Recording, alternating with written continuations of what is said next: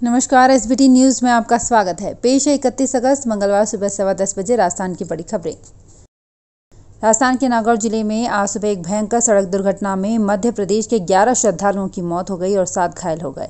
प्राप्त जानकारी के अनुसार आज सुबह लगभग 6:30 बजे नागौर जिले में श्री बालाजी थाना के अंतर्गत नेशनल हाईवे 62 पर एक चौराहे के समीप ट्रक, ट्रेलर और क्रूजर में आमने सामने की भीषण दुर्घटना हो गई। सूत्रों से प्राप्त जानकारी के मुताबिक क्रूजर गाड़ी में लगभग 1.5 दर्जन श्रद्धालु सवार थे। इनमें 8 की घटनास्थल पर ही मृत्यु हो गई। शेष लोगों को घायल अवस्था में नोखा के सरकारी अस्पताल में लाया गया, जिनमें 3 ने दम तोड़ दिया। 7 घायलों की हालत गंभीर देखते हुए प्राथमिक उपचार के बाद बीकानेर के पीबीएम अस्पताल के लिए रेफर कर दिया गया। दुर्घटना की जानकारी मिलते ही श्री बालाजी और नोखा थानों की पुलिस घटनास्थल पर पहुंची। कोरोना भारत में ऐसे स्टेज में पहुंच सकता है जहां से ये पैंडेमिक यानी कि महामारी की जगह स्थानिक बीमारी बन जाए। ये बात WHO की chief scientist doctor Soumya Swaminathan ने कही है। यानी अब इसके फैलने की दर पहले के मुकाबले काफ़ी धीमी या कम हो चुकी है। उनका कहना है कि जब भी कोई नई बीमारी आती है वो किसी छोटे से क्षेत्र में होती है तो उसे आउटब्रेक कहते हैं। जैसे कोविड-19 वुहान में सबसे पहले आया तो वो आउटब्रेक की स्टेज थी। कश्मीरी पंडितों के लिए इस बार की जन्माष्टमी बेहद खास रही। उत्तरी कश्मीर के हंदवाड़ा में कश्मीरी पंडितों ने 32 साल बाद प्रभात फेरी निकाली।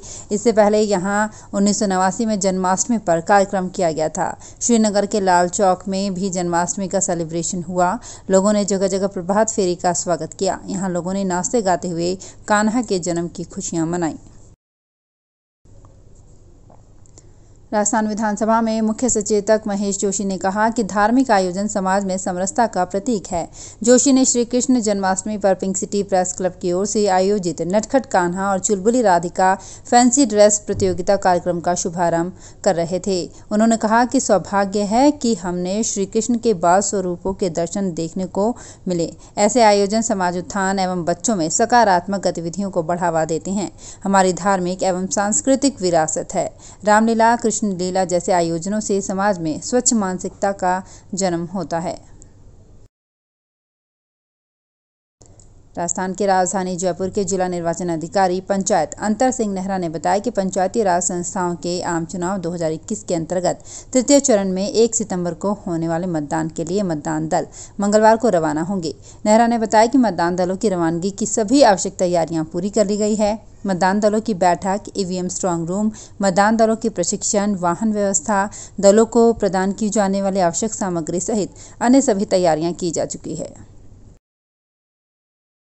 टोक्यो पैरालंपिक में राजस्थान के खिलाड़ियों के प्रदर्शन से पूरा देश और प्रदेश गौरवान्वित है।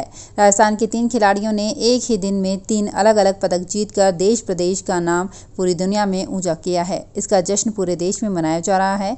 गहलोत सरकार ने भी प्रदेश का नाम रोशन करने वाले खिलाड़ियों के लिए बड़ी इनामी राशि का ऐलान किया है। सीएम गहलोत ने कहा कि इन खिलाड़ियों ने जीवटता की मिसाल कायम करते हुए देश प्रदेश का नाम रोशन किया है। प्रदेश के अन्य खेल प्रतिभाओं को भी उनकी इस उपलब्धि से राष्ट्रीय एवं अंतर्राष्ट्रीय स्तर पर अपना सर्वश्रेष्ठ प्रदर्शन करने की प्रेरणा मिलेगी।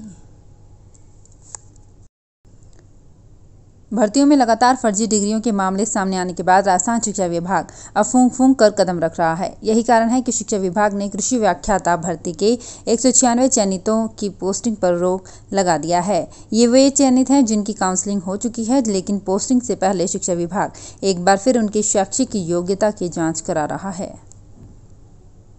राजस्थान फिर बिजली संकट के दौर से गुजर रहा है। वजह ऊर्जा विभाग के अफसरों का कुप्रबंधन। खामियाजा भुगत रहे हैं प्रदेश के करोड़ों उपभोक्ता। कोयला संकट और ओपन मार्केट में रेट ज्यादा होने से अगले 10 दिन तक बिजली संकट रहेगा। अब गांव कस्बों के साथ शहरों में भी बिजली कटौती की मार होगी। कई गांव कस्बों में 5 से 6 घंटे की अघोषित कटौती शुरू हो चुकी है।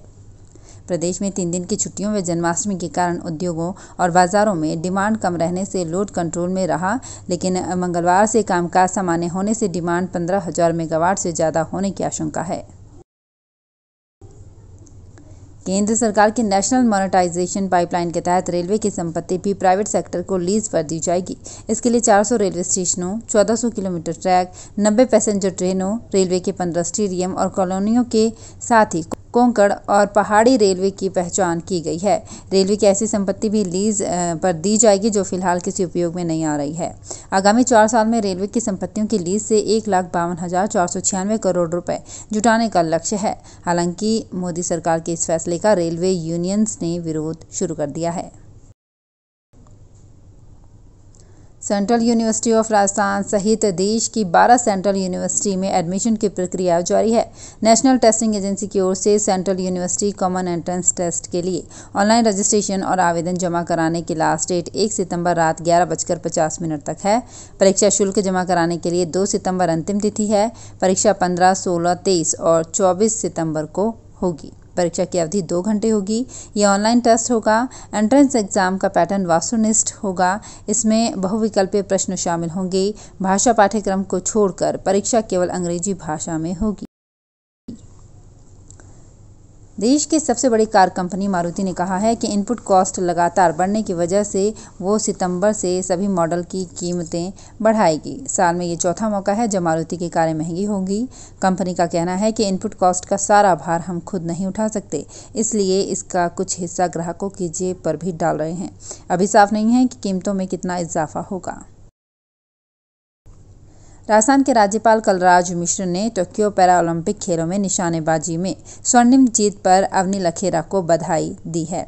मिश्र ने जैवलिन थ्रो में रजत पदक विजेता देवेंद्र झाझड़िया एवं कांस्य पदक विजेता सुंदर सिंह गुर्जर को भी बधाई दी है।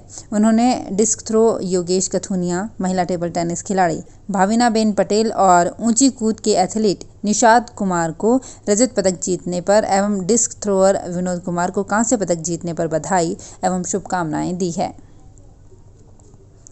तो फिलहाल इस बुलेटिन में इतना ही। फिर हाजिर होंगे कुछ और बड़ी खबरों के साथ। एसबीटी न्यूज के और भी वीडियोस को देखने के लिए हमारे चैनल को सब्सक्राइब करें और नोटिफिकेशन पाने के लिए बेल आइकन को प्रेस करें।